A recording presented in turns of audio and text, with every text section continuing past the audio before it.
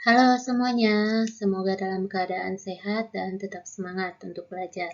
Jumpa lagi kita dalam pelajaran biologi. Pada video kali ini, kita masih membahas tentang pembelahan sel, yaitu lanjutan dari mitosis. Sekarang kita membahas pembelahan sel secara meiosis. Tapi sebelum kita mulai, jangan lupa subscribe, like, dan komennya ya. Terima kasih. Pada video sebelumnya, kita sudah membahas bahwa pembelahan sel dibagi menjadi amitosis, mitosis, dan meiosis. Sekarang kita membahas tentang meiosis. Meiosis menghasilkan 4 sel anakan dengan jumlah kromosom setengah dari jumlah kromosom induknya. Jadi kalau induknya itu 2N, maka hasil dari meiosis adalah setengah dari 2N, N. Jadi sel induknya 2N, diploid, maka hasilnya adalah haploid. Terjadi pada sel kelamin atau gonad, berlangsung dalam 4 fase. Profase, metafase, anafase, telofase, tetapi dengan 2 kali pembelahan secara berturut-turut. Jadi nanti ada profase 1 dan 2, metafase 1 dan 2, anafase 1 dan 2, juga telofase 1 dan 2. Itulah yang terjadi pada meiosis. Sekarang kita masuk ke tahap-tahap pembelahan sel secara meiosis. Tadi sudah dijelaskan bahwa meiosis terjadi 2 fase, dimulai dari profase 1. Oke, perbedaan dari mitosis dan meiosis salah satunya ada pada profase 1. Pada meiosis, profase 1 itu ada 5 tahapan yang terjadi. Yang pertama adalah fase leptoten. Kromatin berubah menjadi kromosom. Kita ingat bahwa kromatin ini adalah bentuknya benang yang nantinya akan berkondensasi, memadat, memendek, sehingga berubah menjadi kromosom. Itulah yang terjadi pada fase leptoten. Kita lihat gambarnya di sini sudah terbentuk kromosom. Ini yang merah dan yang biru. Kemudian dilanjutkan oleh fase zigoten. Kromosom saling berpasangan dengan homolognya disebut dengan sinapsis. Ini adalah zigoten. Nih, perhatikan kromosom sudah berpasangan dengan kromosom homolognya. Kemudian dilanjutkan dengan pakiten. Ada duplikasi kromosom sehingga membentuk tetrad. Kita perhatikan gambarnya. Sini, kromosom berduplikasi nih, sehingga ada 4 kromatid yang disebut dengan tetrad atau disebut juga dengan bivalen. Jadi sama. Pada pakiten ini, sentromernya masih menyatu. Jadi kalau diperhatikan ini sentromernya menyatu. Kemudian dilanjutkan dengan fase diploten, terjadi pindah silang pada kiasma. Tetrad tadi, pada lengannya terjadi crossing over atau pindah silang. Nih. Inilah yang disebut dengan kiasma. Jadi kromosom yang berwarna biru membawa gen kromosom berwarna merah. Kromosom berwarna merah membawa gen berwarna biru. Terjadi crossing over atau pindah silang pada daerah itulah yang disebut dengan kiasma. Kemudian yang terakhir adalah diakinesis. Pada tahap ini membran intinya sudah menghilang, kemudian sudah terbentuk benang-benang spindel. Profase 1 sudah selesai. Oke, jadi profase 1 itu ada 5 tahap. Jadi kalau kita singkat supaya tidak lupa, bisa kita singkat dengan LEGIPADIDI. Leptoten, zigoten, pakiten, diploten, dan diakinesis. Oke, kita lanjutkan prosesnya. Tadi profase 1 sudah selesai. Sudah pada kondisi seperti ini selnya. Lanjut ke metafase 1. Hampir sama dengan yang terjadi pada saat mitosis. Diingat kembali bahwa ciri khas dari metafase itu adalah kromosom berjejer di bidang ekuator. Ini kromosom yang ini disebut dengan tetrad, sudah berjejer di bidang ekuator, di mana sentromernya yang memiliki kinetokor terikat pada benang-benang spindel. Setelah metafase 1, masuk ke anafase 1. Oke, tetrad memisah sehingga membentuk kromosom homolog yang akan bergerak ke dua arah yang ditarik oleh benang-benang spindel. Kromatid bersaudaranya tetap melekat, ini bentuknya adalah kromosom homolog dengan dua lengan kromatidnya. Kita masuk ke tahap berikutnya yaitu telofase 1.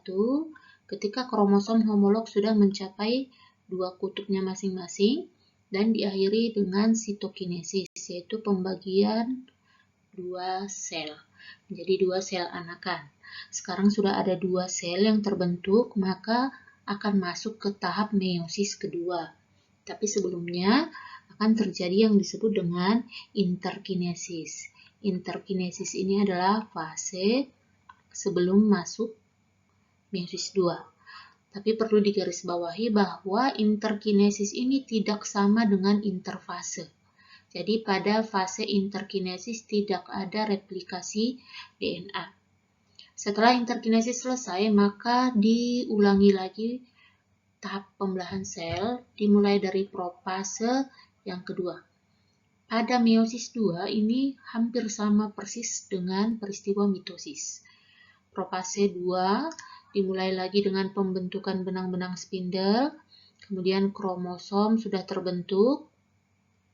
Lanjut ke metafase kedua, kromosom dengan dua lengan kromatidnya, sister kromatid, sudah berjejer di bidang ekuator.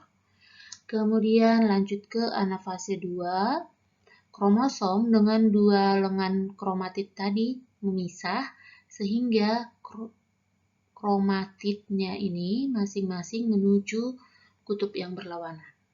Kemudian telofase 2, ketika kromatid sudah menuju kutub, ini namanya bukan kromatid lagi, melainkan namanya sudah kromosom.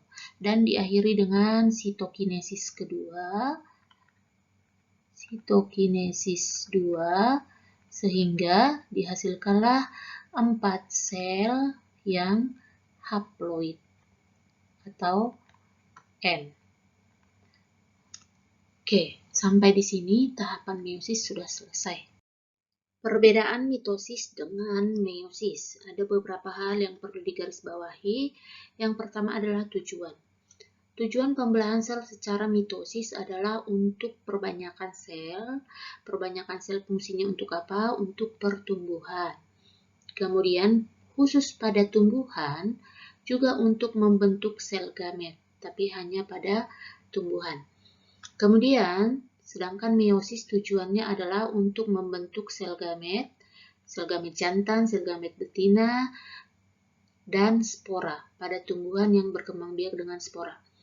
Meiosis berfungsi mengurangi jumlah kromosom agar keturunannya memiliki jumlah kromosom yang sama dengan induknya. Jadi, mengurangi jumlah kromosom sehingga hasil meiosis itu adalah haploid N. Jadi, jika terjadi fertilisasi, N tambah N 2N. Jadi, makhluk hidupnya diploid. Gitu. Kemudian tempat terjadinya pada mitosis, pada tumbuhan terjadi pada jaringan meristematis. Ingat, ini adalah jaringan yang aktif membelah untuk pertumbuhan, misalnya di ujung batang, ujung akar, dan kambium. Sedangkan pada hewan terjadi pada sel-sel somatis atau sel tubuh. Meiosis, tempat terjadinya pada tumbuhan terjadi di benang sari dan putik, sedangkan pada hewan terjadi pada alat kelamin. Jika pada manusia, pada testis dan ovarium. Kemudian tahapnya, ini sudah jelas ya, mitosis itu 1 kali tahapan.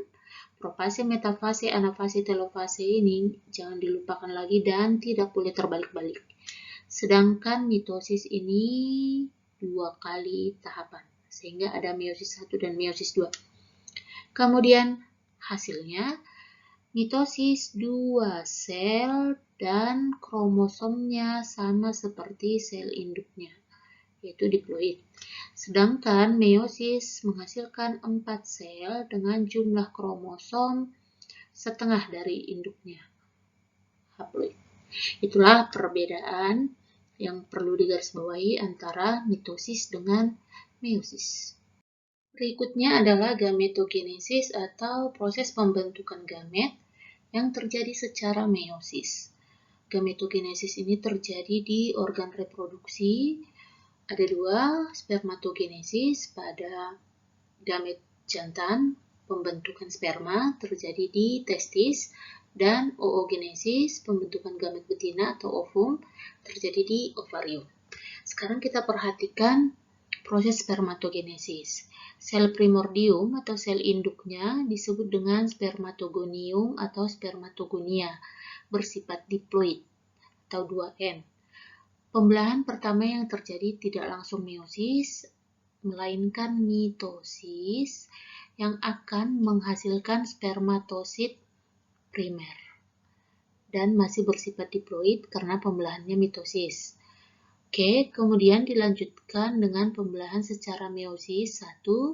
Spermatosit primer menjadi spermatosit sekunder dan sudah haploid. Oke, kemudian meiosis 1 lanjutannya adalah meiosis 2 menghasilkan spermatid yang juga haploid. Kemudian spermatid ini mengalami proses pematangan yang akan terjadi di epididymis. Setelah terjadi pematangan, maka terbentuklah ekor dan spermatid akan berubah menjadi sel spermatozoa. Jadi, prosesnya satu sel spermatogonium akan menghasilkan 4 sel spermatozoa.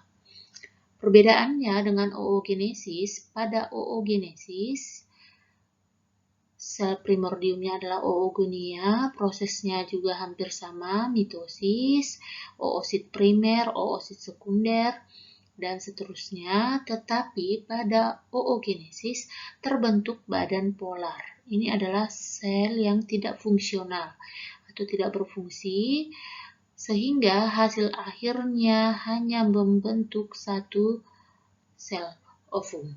Itu bedanya. Jadi, oogenesis menghasilkan 3 badan polar yang tidak fungsional dan 1 ovum yang fungsional. Oke, sampai di sini gametogenesis pada hewan. Pada tumbuhan, gametogenesis juga ada 2. Yang pertama adalah mikrosporogenesis, pembentukan gamet jantan atau pembentukan mikrospora. Mikrospora itu adalah gamet jantan terjadi di kotak benang sari, menghasilkan mikrospora dengan inti sperma atau inti generatif dan inti sperma saluran serbuk sari atau inti vegetatif. Kemudian ada megasporogenesis, pembentukan gamet betina atau pembentukan megaspora terjadi di ovarium, bakal buah, menghasilkan ini. Kalau kita perhatikan, menghasilkan megaspora dengan 8 inti, terdiri dari 3 antipoda, nih. Kemudian inti kutubnya ada 2, atau kandung lembaga, kemudian sel telurnya ada 1, dan sel sinergitnya ada 2. Inilah yang disebut dengan megaspora. Oke, sampai di sini pembahasan kita tentang pembelahan sel secara meiosis. Semoga semakin memahami. Tetap belajar di rumah. Jika ada pertanyaan, boleh ditanyakan. Terima kasih.